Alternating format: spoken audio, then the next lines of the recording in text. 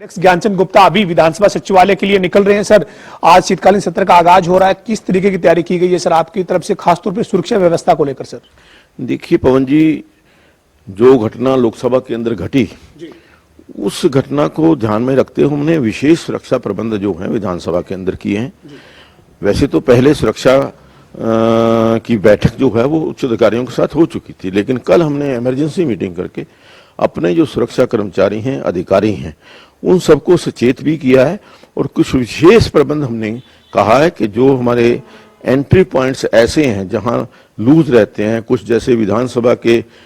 पंजाब विधानसभा के साथ लगते हुए 7 पॉइंट है, उनके ऊपर हमने विशेष अधिकारी जो हैं वो नियुक्त किए हैं। इसी प्रकार से जो हमारी विजिटर गैलरी है उसकी सुरक्षा को मजबूत करने के लिए हमने वहां कल रात ही जो सीसीटीवी कैमरे हैं वो लगवा दिए हैं और वो आज फंक्शनल हो चुके हैं। इसी प्रकार से जो बाहर 3 लेयर जो सुरक्षा व्यवस्था है, 3 स्तर के ऊपर जांच होगी और जो पासेस हैं कंप्यूटराइज्ड पासेस हम इशू कर रहे हैं और विधायकों से हमने विशेष आग्रह किया कि माननीय विधायक उन्हीं लोगों के पास बनवाएं जिनको वो व्यक्तिगत रूप से जानते हैं और जो पासेस के ऊपर नाम है वो खुद लिखें ताकि कोई भी निचले स्तर पे उनका जो पीए है या कोई कर्मचारी किसी ऐसे गलती ना कर बैठे जिससे सुरक्षा व्यवस्था के अंदर सेंध लगे। सर, आपने तमाम तैयारियां की है, सत्ता पक्ष ने अपना बिजनेस रखा है, विपक्ष ने अपना बिजनेस रखा है, लेकिन आपके विधानसभा अध्यक्ष होने के नाते सभी सदस्यों से क्या अपील रहेगी सर, ताकि जो प्रदेश के जनहित के मुद्दे हैं उन पे एक सार्थक और मजबूत चर्चा हो सके? देखिए, मेरा सभी माननीय सदस्यों से, चाहे वो विपक्ष के साथी हैं चाहे सत्ता पक्ष के साथी हैं, उनसे मेरी अपील है कि मुद्दों के ऊपर चर्चा करने के लिए पर्याप्त समय है और यदि कोई समय की और आवश्यकता है, मैं रात के 12 बजे तक भी विधानसभा का सत्र चलाने के लिए तैयार हूं, बशर्ते मुद्दे हों, विषय मुद्दों के ऊपर चर्चा हो, लेकिन केवल हंगामा खड़ा करना ये उद्देश्य नहीं होना चाहिए। बहुत बहुत शुक्रिया सर। तो हमारे साथ हरियाणा विधानसभा के अध्यक्ष ज्ञानचंद गुप्ता थे, जो कह रहे हैं कि हंगामा खड़ा करने के लिए केवल जो है वो ये नहीं होना चाहिए सत्ता पक्ष या विपक्ष को कि सदन लंबा चले, लेकिन केवल मुद्दे हैं उनके ऊपर बहस होनी चाहिए और मुद्दों के लिए 3 दिन का समय है और अगर लंबा सत्र भी चलाना पड़े तो वो उसके लिए तैयार है, लेकिन बशर्ते मुद्दे जो हैं वो जनहित के हों, उनके ऊपर सार्थक चर्चा हो, केवल हंगामा नहीं रहना चाहिए। जी, आपने जनता टीवी पर एक्सक्लूसिव सुना ज्ञानचंद गुप्ता को, जिन्होंने बताया कि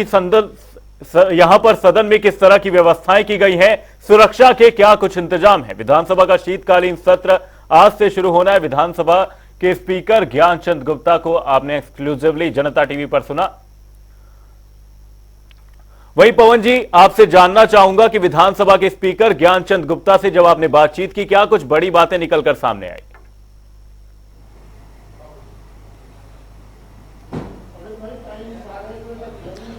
हाँ बिल्कुल, देखिए इसमें 2 सबसे महत्वपूर्ण बातें हैं। पहली जो है वो जानकारी उन्होंने ये दी है कि पहले उच्च स्तरीय सुरक्षा को लेकर बैठक हुई थी, लेकिन जिस तरीके से संसद में जो घटना हुई है उसके बाद कल देर शाम को एक और हाई लेवल की मीटिंग सुरक्षा को लेकर बुलाई गई थी। उस मीटिंग के बाद ये तय किया गया कि दर्शक दीर्घा और सदस्यों के बीच का जो जगह है वहां पर सीसीटीवी कैमरे इंस्टॉल किए जाएं और देर रात को वहां पर सीसीटीवी कैमरे लगाए गए हैं और आज से वो फंक्शनल हो चुके हैं। इसके साथ ही अंदर सुरक्षा व्यवस्था जो है वो बढ़ाई गई है और साथ ही जो सदस्य यानी जो विधायक हैं,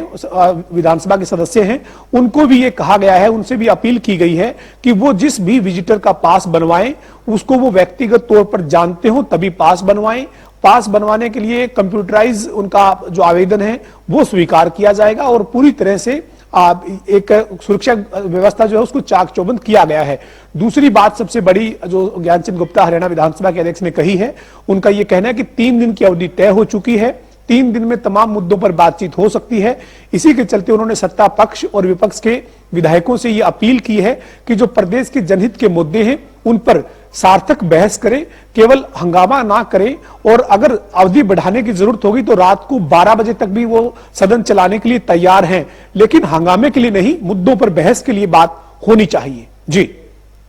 विधानसभा स्पीकर ज्ञानचंद गुप्ता ने यहां पर कई बड़ी बातें कही बहुत बहुत धन्यवाद पवन सिवर जी तमाम जानकारी के लिए। सुबह 11 बजे से सदन की कार्यवाही शुरू होगी, वहीं शोक प्रस्ताव के साथ ही सदन की शुरुआत होगी।